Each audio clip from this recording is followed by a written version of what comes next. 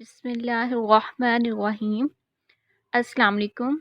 آج ہم آپ کو بتائیں گے حضرت محمد صلی اللہ علیہ وآلہ وسلم اور جن کا واقعہ۔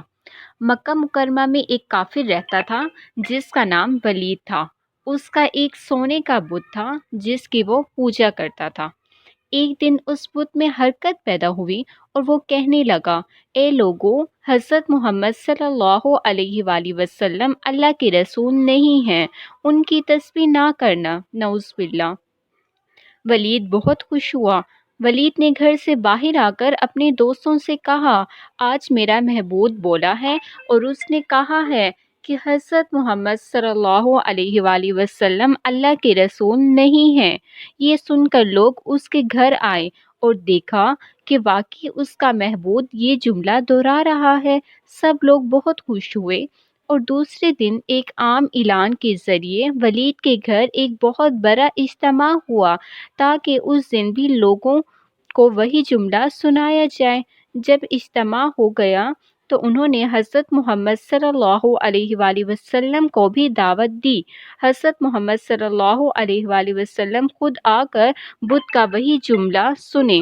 چنانچہ حضرت محمد صلی اللہ علیہ وآلہ وسلم تشریف لائے۔ جب حضرت محمد صلی اللہ علیہ وآلہ وسلم تشریف لائے تو بت بول پڑا، اے مکہ والو، خوب جان لو کہ حضرت محمد صلی اللہ علیہ وآلہ وسلم اللہ کے سچے رسول ہیں۔ ان کا ہر ایک ارشاد سچا ہے، ان کا دین حق پر ہے، تم اور تمہارے بت جھوٹے ہیں، گمراہ اور گمراہ کرنے والے ہیں۔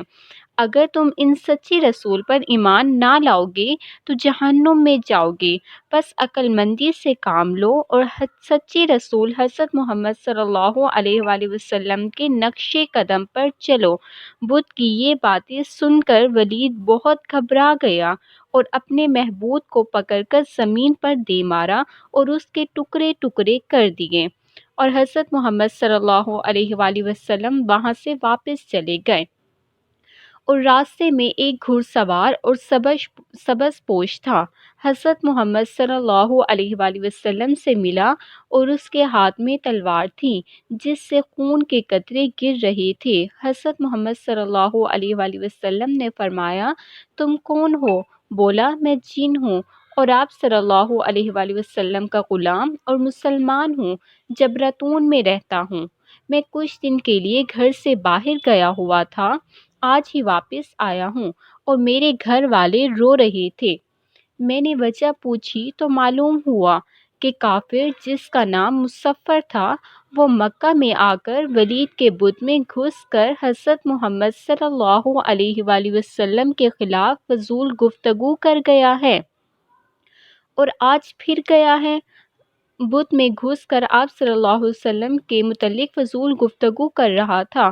حضرت محمد صلی اللہ علیہ وآلہ وسلم مجھے سخت غصہ آیا، میں تلوار لے کر اس کے پیچھے دوڑا اور اس کو قتل کر دیا، اور پھر میں نے ولید کے بت میں گھس گیا اور جو کچھ کہا ہے وہ میں نے کہا ہے۔